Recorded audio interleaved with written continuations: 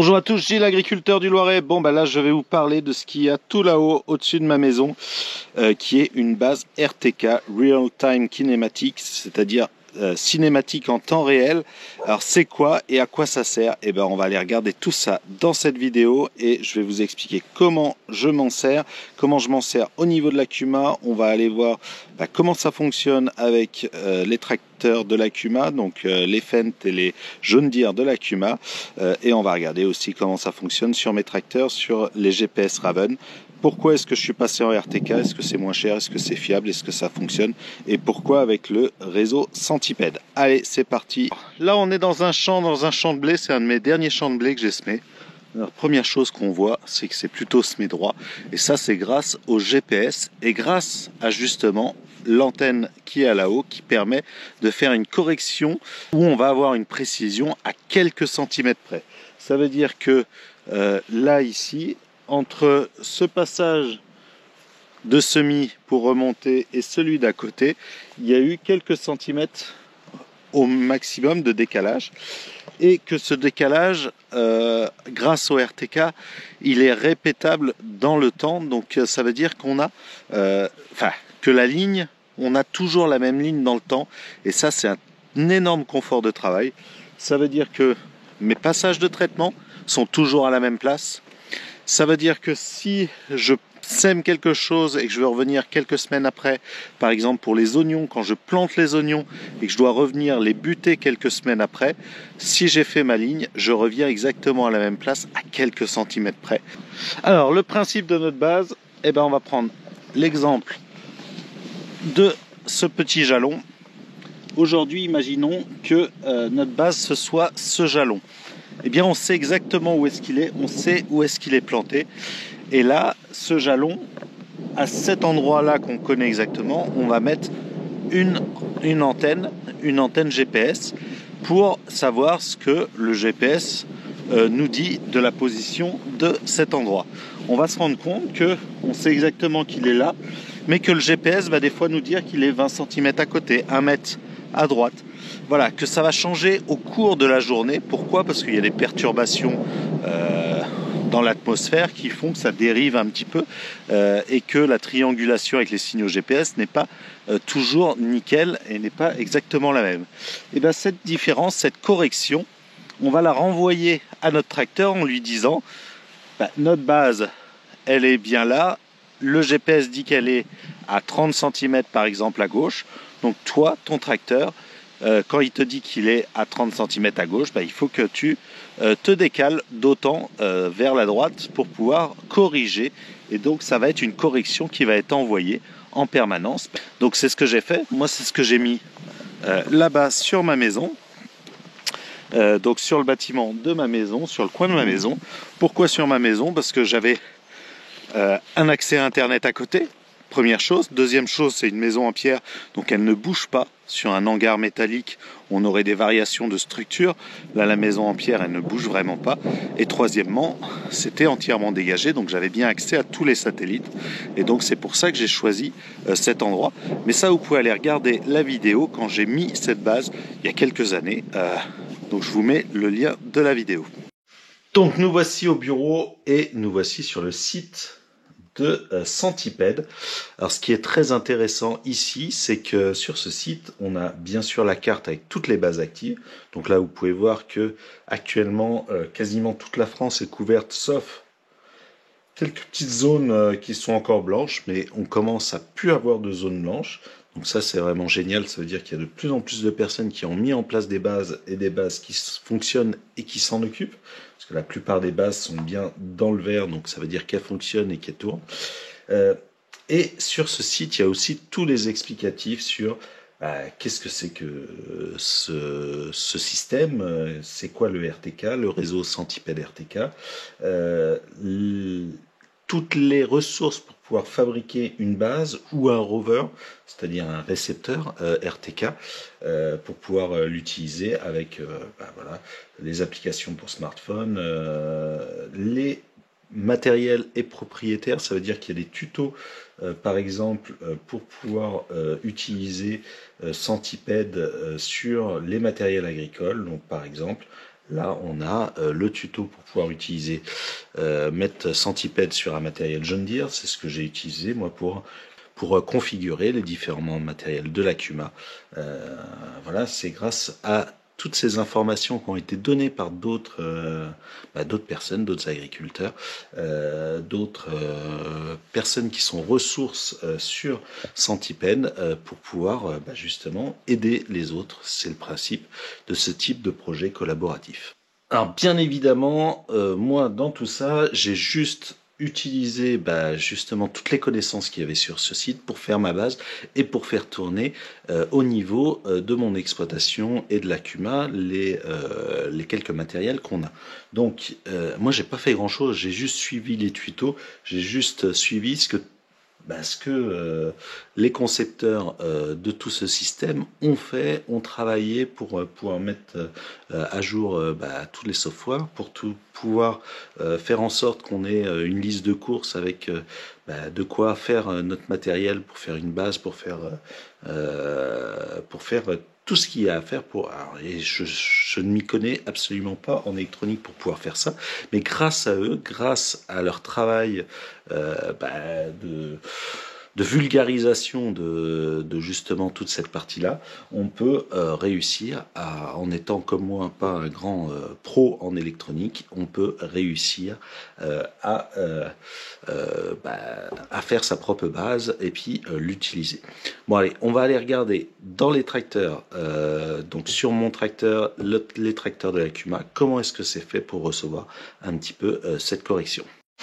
Donc nous voici dans mon tracteur et on va regarder justement cette réception satellite. Donc là ici, vous pouvez voir sur l'écran que je suis bien en RTK. Donc ça veut dire que j'ai normalement une bonne précision.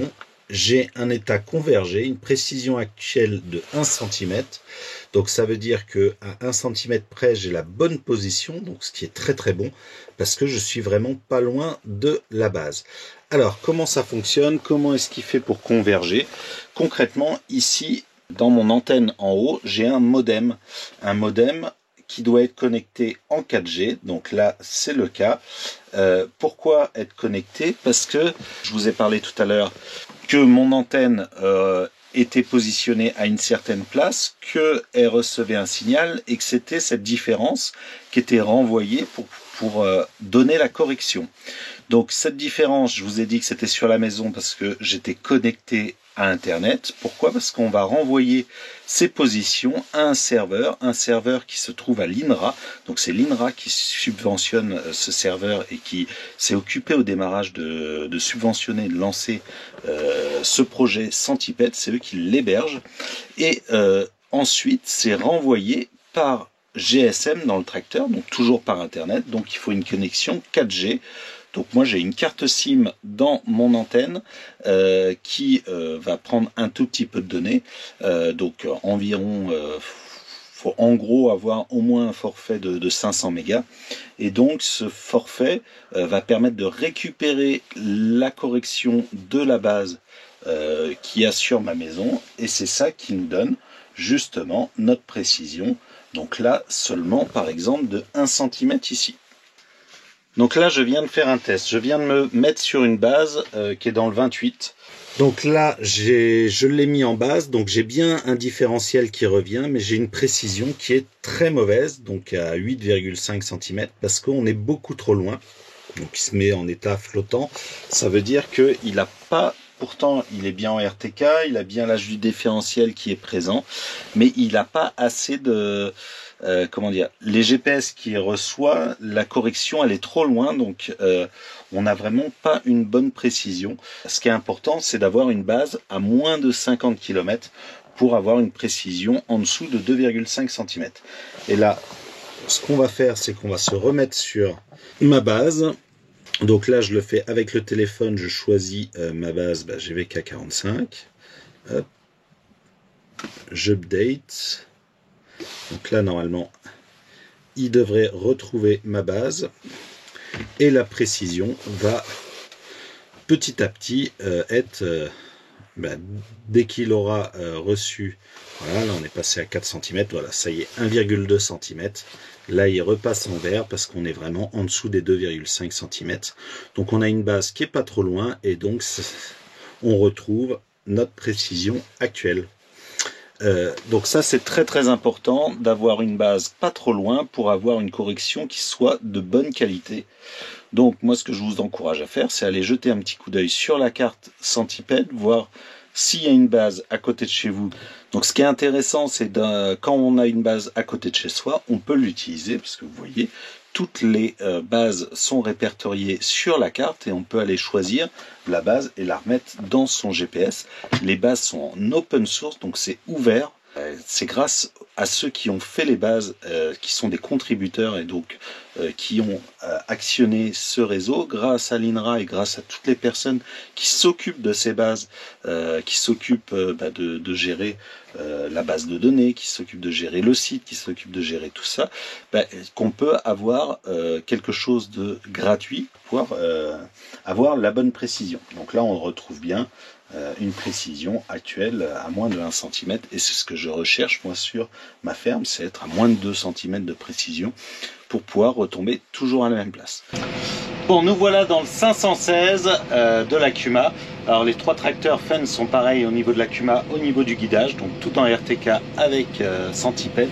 Regardons un petit peu, voilà notre tracteur au niveau du guidage. Et donc là, il va rechercher justement la partie correction et on va aller voir comment ça fonctionne. Hop, dans la clé avec le GPS et la clé avec ici, on va pouvoir choisir le type de réception. Donc là, ici, on a choisi un réseau RTK avec le modem interne. Donc il faut bien sûr que le téléphone soit configuré. Donc on est l'opérateur réseau, qu'on ait la carte SIM et donc là par exemple on est en 3G chez SFR. C'est le retour là, pardon. Et ensuite on configure le N-Trip. Donc le N-Trip c'est justement les données pour aller chercher les corrections chez Centipede. Donc il y a déjà l'adresse IP qui s'appelle caster.centipede.fr, le port 2101, le point de montage. Donc là il faut regarder sur la carte quelle est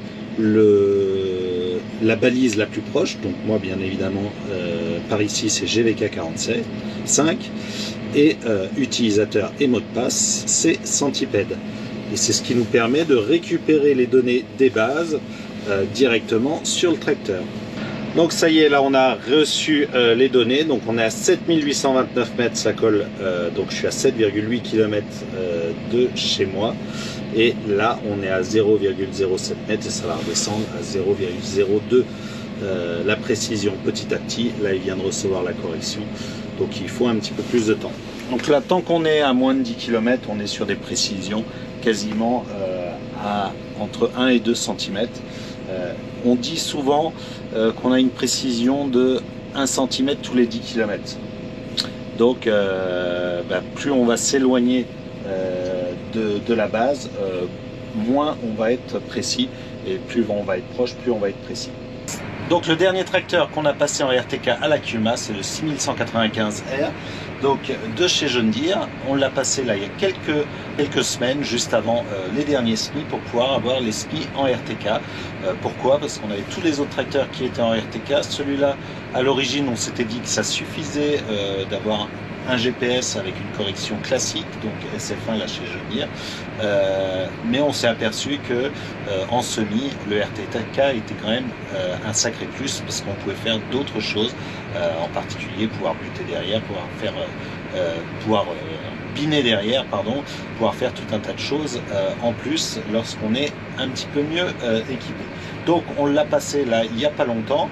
Alors pour repasser de SF1 à RTK, il faut faire quelques modifications. Donc la première chose, c'est d'acheter les licences pour débloquer les consoles vers le RTK. Donc souvent les consoles permettent de faire du RTK, mais il faut les débloquer. Deuxième chose, mettre une carte SIM. Donc mettre une carte SIM dans l'antenne et avoir un modem pour pouvoir envoyer Donc, et quelques petits déboires, parce que nous en particulier, le roaming, donc le fait de pouvoir changer d'opérateur, puisqu'on a des cartes SIM multi-opérateurs comme on est en CUMA, suivant un petit peu les endroits, c'est tel ou tel opérateur qui passe. Donc on a des cartes multi-opérateurs, et donc pour pouvoir faire ça, il faut que John Deere vienne mettre la valise pour débloquer cette partie-là.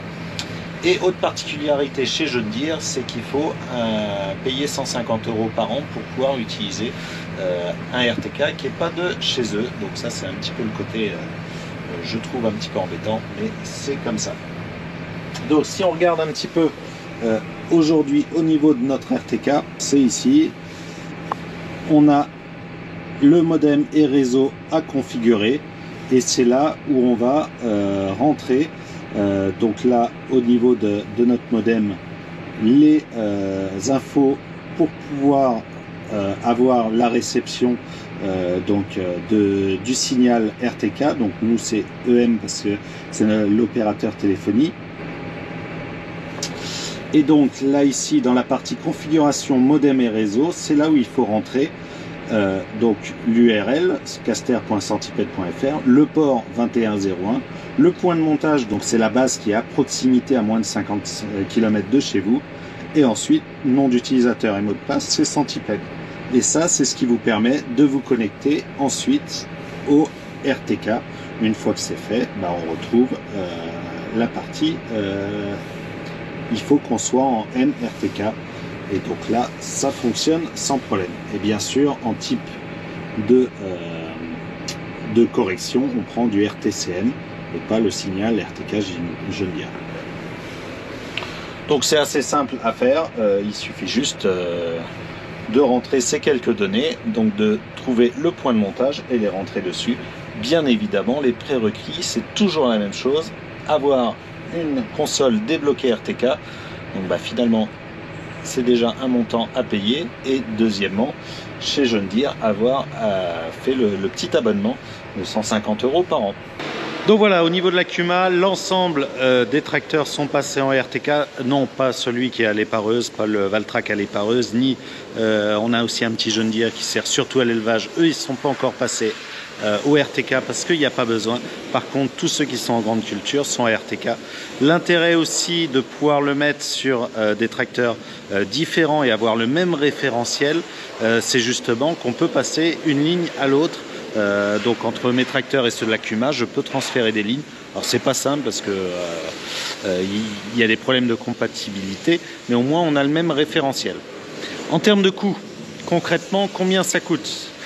La partie RTK coûte pas grand chose puisque c'est quelque chose de collaboratif. Ça coûte un petit peu de temps pour soit faire une base, soit aider aussi un petit peu au réseau. C'est le principe du collaboratif, c'est que chacun mette la main à la pâte, donc accompagner quelques personnes à se dépatouiller à faire tout ça. Donc ça, c'est vraiment le côté intéressant de Centipede, c'est que le coût, il est gratuit pour les utilisateurs. Il y a juste à investir dans des bases quand il y a besoin. Donc voilà. La contrainte par contre, c'est que vous dépendez de quelqu'un, de la personne qui a la base. Si elle a plus d'internet, ça peut poser souci et ça peut vous bloquer. Donc c'est là l'intérêt d'avoir sa propre base, ou au moins savoir si c'est une base qui tourne bien. Et ça vaut le coup d'aller voir un petit peu les logs. Donc dans la carte, lorsque vous allez sur une base, vous pouvez voir si elle se déconnecte régulièrement ou pas, si elle est plutôt, elle tourne bien. Moi la mienne, franchement, j'ai pas de problème, j'ai rien fait depuis 1 an et demi. Depuis que je l'ai installée, il n'y a jamais eu de problème. Alors de temps en temps, il faut la rebooter parce qu'il y a eu une coupure de courant ou quelque chose. Mais depuis que j'ai la fibre, je suis plus embêté non plus sur toutes ces choses-là. Donc ça tourne plutôt bien. En termes de coût, donc c'est juste l'abonnement téléphonique pour pouvoir recevoir 500 MO. Donc nous, ça nous coûte environ 8 € par tracteur, 8 € et par mois, donc une centaine d'euros par an. Donc c'est pas encore trop cher comparé à des corrections. Par exemple, La batteuse qui n'est pas en RTK, donc avec une correction, on a des consoles Trimble dessus, on paye je crois 450 € par an juste pour avoir une correction à plusieurs centimètres et pas répétable. Donc ça c'est vraiment l'intérêt. Le RTK est moins cher à l'utilisation grâce au réseau Centipede et grâce à ce travail de tous les acteurs, comme on a pu voir. Allez surtout voir toutes les personnes qui peuvent travailler dessus. Donc c'est grâce à eux qu'on a ce réseau qui tourne bien. Par contre, il faut débloquer les consoles et ça coûte relativement cher parce que c'est souvent autour de 5 000 € le déblocage pour passer en RTK, entre 5 et 7 000 €. Donc c'est un coût d'investissement assez important. Sur la durée, je pense qu'on est vraiment gagnant.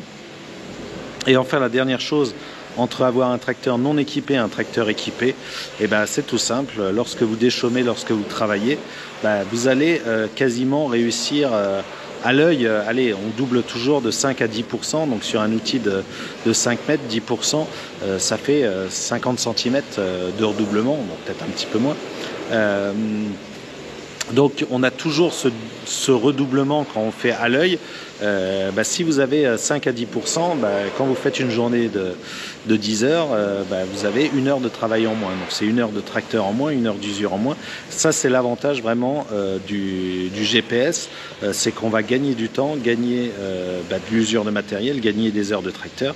Donc par exemple nous sur l'Acuma, si on économise 10% d'heures et les tracteurs ils font environ 600 heures, ça fait 60 heures d'économiser.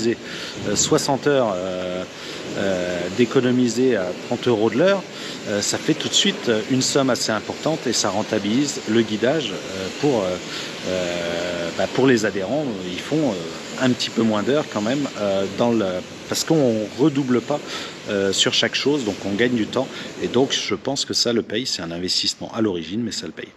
Donc voilà, j'espère que cette vidéo sur Centipede vous a plu. J'avais eu plusieurs questions dessus, un retour sur si ça fonctionnait bien, comment est-ce que je faisais au niveau de mes tracteurs, des tracteurs de l'Acuma. Voilà, je vous ai tout expliqué. J'espère que ça vous a plu et n'hésitez pas à mettre un petit j'aime, un petit commentaire et puis bien sûr vous abonner.